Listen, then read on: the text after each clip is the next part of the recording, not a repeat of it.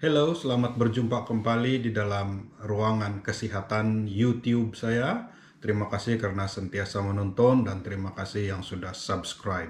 Hari ini saya akan bercerita berkenaan dengan perut boroi ataupun perut yang gendut ataupun perut yang besar. Dalam bahasa Inggris dia big tummy ataupun big belly.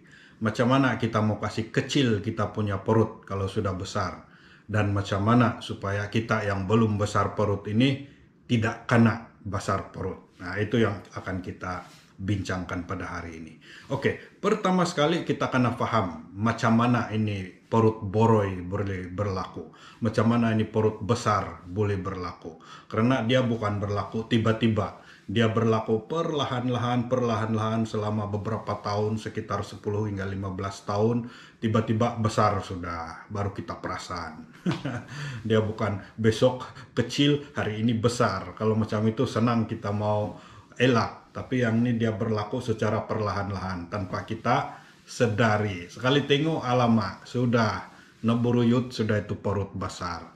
Jadi macam mana dia berlaku? Oke, pertama sekali memang kita semua paham bahwa perut yang besar itu disebabkan oleh lemak lah. Lemak berkumpul di dalam perut. Tapi kita kena paham di mana itu lemak berkumpul. Dia sebenarnya berkumpul di dalam lapisan dalam.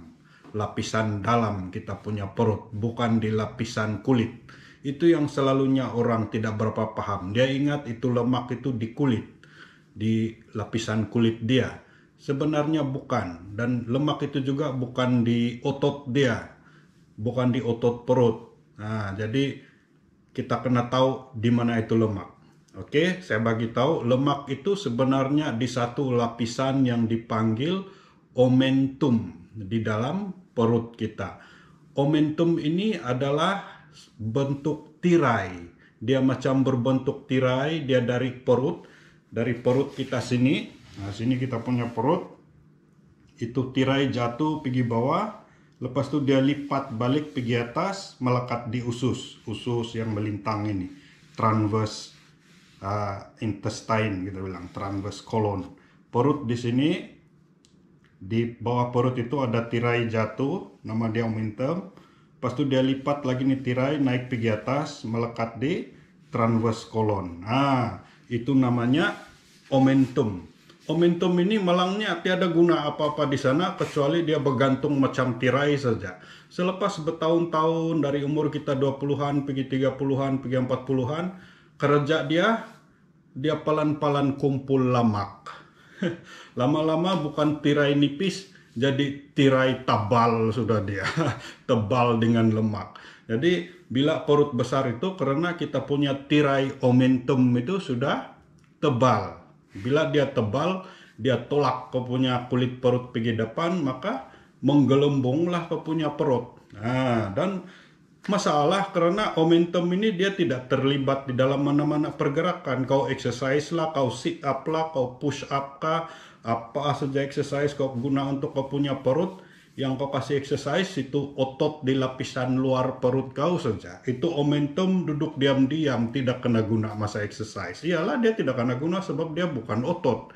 Dia cuma satu lapisan tirai yang bergantung sana. Paling-paling dia berkibar kiri, berkibar kanan, berkibar atas, berkibar bawah saja masa kita exercise. Itu lemak tetap di sana. Oke, so itu masalahnya perut besar ini karena ada lemak yang berkumpul di tirai omentum di dalam perut. Nah, dan malangnya lemak ini yang juga dipanggil sebagai lemak visceral atau visceral fat,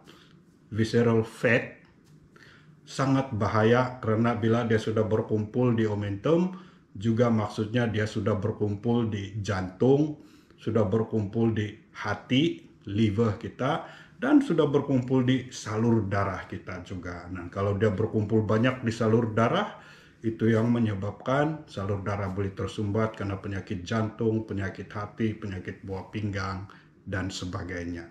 Jadi sangat tidak bagus ini lemak di omentum ini. Kita mesti kasih kurang dia, kita mesti bakar dia.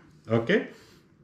So sekali lagi saya katakan, bila kita exercise, yang kita kasih exercise itu otot di perut kita saja, yang momentum itu tidak di-exercise-kan. Memang tidak dapat dibakar. Jadi orang yang kadang-kadang ada six pack ini sebab dia berhabis exercise, yang six pack itu sebenarnya otot rectus abdominis saja. Bila dia kasih kencang dia punya rectus abdominis, nampaklah dia punya six pack. Tapi bila dia kasih relax itu rectus abdominis, hilang six pack dia, menggelembung lagi besar itu momentum. Jadi kadang-kadang orang yang ada six pack pun kalau dia sedang relax, dia tidak perasan ada orang gambar dia relax, besarnya perut dia kadang-kadang sebab itu lemak masih ada di lapisan dalam, di greater omentum. Oke, so kita akan paham itu. Apakah puncaknya? Apa yang menyebabkan ini lemak berkumpul di greater omentum ini, di lapisan tirai omentum? Kenapa itu lemak pergi sana? Nah, lemak itu terkumpul di sana disebabkan disitulah tangki lemak di dalam badan kita yang first and the last. Artinya kalau ada lemak yang disimpan, dia akan simpan di sana dulu. Dan kalau ada lemak yang akan mau dibakar, dia akan bakar yang di sana terakhir. Jadi dia disimpan sana first, tapi dia akan dibakar terakhir. Artinya dia bakar dulu lemak di mana-mana dalam badan kita. Sudah habis lemak semua dalam badan yang lain, baru dia pergi bakar yang di omentum itu, yang di tirai tadi. Jadi dia merupakan reservoir ataupun namanya tangki terakhir yang kita guna bila kita exercise. Sebab itulah dia sukar hilang karena dia adalah bekalan lemak yang paling terakhir akan dibakar apabila kita starving ataupun exercise ataupun apa-apa activity yang kita buat untuk membakar lemak. Oke. Paling penting macam mana kita mau kasih kurang ini lemak di greater omentum. Macam mana kita mau kasih kurang? Oke. Pertama sekali memang exercise lah jawaban dia. Semua orang tahu, tapi kita kena tahu exercise yang apa. Sudah saya cakap tadi, kalau setakat push up lah, setakat sit up lah, kau pergi gym, angkat-angkat berat lah, kemungkinan besar itu lemak di greater omentum tidak akan hilang. Apa yang kau perlu buat, apa yang kita perlu buat untuk exercise adalah yang dipanggil sebagai cardio ataupun aerobic exercise. Aerobic exercise ini yang paling berkesan untuk mau kasih buang lemak di omentum itu adalah jogging, running, berlari, dan sebagainya. Tiada excuse, mesti mau belajar berlari juga kalau orang yang mau kasih kecil perut. Karena itulah yang membakar lemak di dalam omentum itu. Itulah salah satu ataupun hampir boleh dikatakan satu-satunya latihan, exercise, riadah yang boleh bakar itu lemak di greater omentum. Mesti mau berlari, dan berlari pun mesti penat lah, bukan yang sikit-sikit saja mau berlari. Saya rekomen sekitar 5 hingga 10 km lah setiap kali berlari supaya lemak di omentum itu dibakar perlahan-lahan dan pada masa yang sama dia tidak menyebabkan kecederaan terlalu banyak di dalam badan kita. So itu yang pertama, cardio exercise ataupun aerobic exercise, running, jogging 5 hingga 10 km sekurang-kurangnya 3 kali dalam seminggu. Terpaksa tunggu dululah habis PKPB baru boleh berlari sampai 10 km. Yang kedua, kurangkan pengambilan karbohidrat. Karbohidrat ini yang gula lah, yang manis-manis dan sebagainya. Sebab kita tahu gula ini di dalam badan dia ditukar menjadi lemak dan disimpan di dalam omentum tadi. Dia disimpan di dalam tangki tadi. Ingat, bukan lemak yang kita makan yang disimpan di situ, tetapi gula karbohidrat yang kita makan yang akan ditukar jadi lemak, baru dia simpan di dalam itu omentum tirai tadi, dalam tangki tadi. Jadi jangan kau risau minum minyak masak kah, makanan berlemak kah, daging-daging berminyak, daging berlemak kah, itu tidak menyebabkan akan ada lemak terkumpul di dalam omentum kau. Lemak yang kita makan paling-paling dia keluar ikut tai kita saja.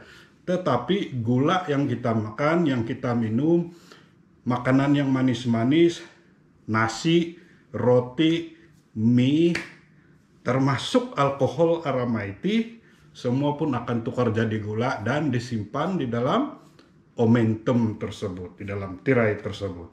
So, kalau mau kasih kecil perut, terpaksalah kasih kurang atau kasih berhenti dulu itu sampai sudah rata itu perut, barulah belajar makan mengkali sikit-sikit. Ya, itu sebabnya saya jarang makan nasi.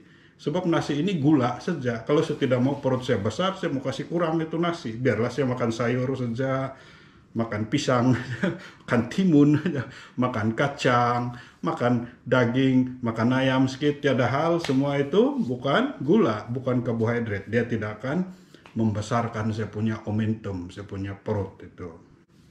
Yang ketiga cara mau kasih kecil ini, lemak di dalam omentum kita yang paling penting adalah macam manapun kita kena kasih stabil kita punya hormon. Malangnya untuk lelaki, apabila kita sudah berumur sekitar 30 tahun ke atas, pelan-pelan mau kurang lah itu hormon lelaki. Hormon lelaki ini nama dia testosteron.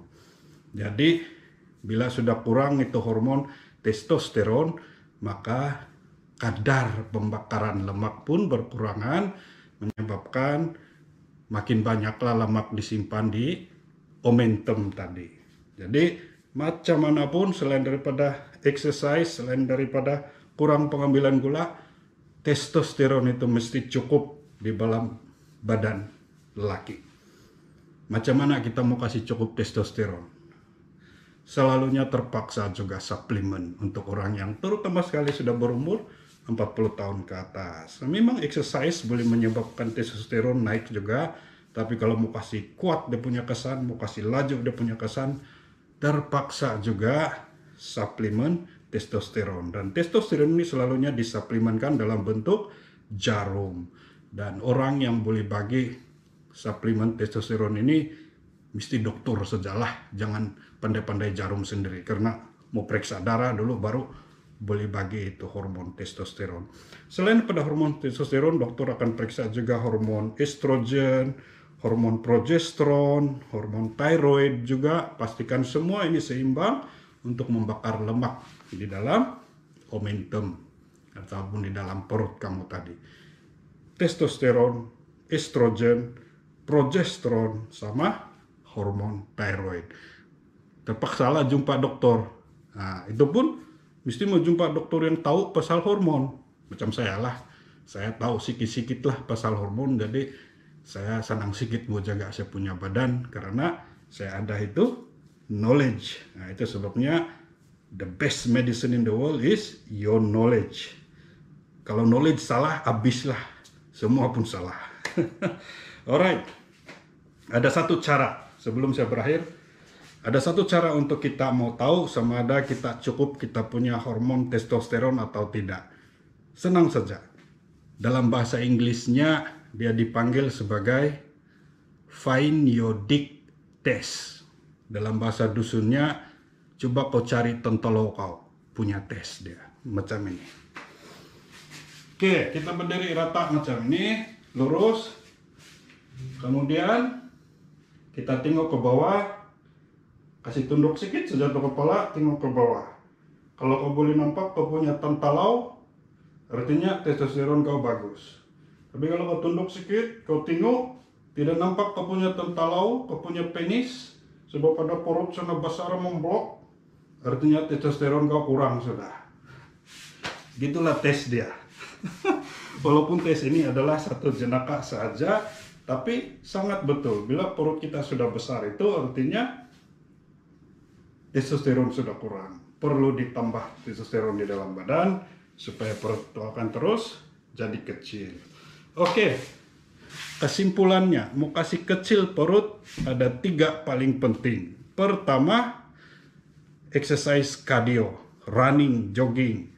Kedua, kurangkan atau berhenti sama sekali pengambilan gula, karbohidrat, alkohol. Yang ketiga, kasih balance, kasih cukup kau punya hormon, testosteron, progesteron, thyroid. Pastikan estrogen tidak terlampau banyak di dalam badan. Sekian dan terima kasih.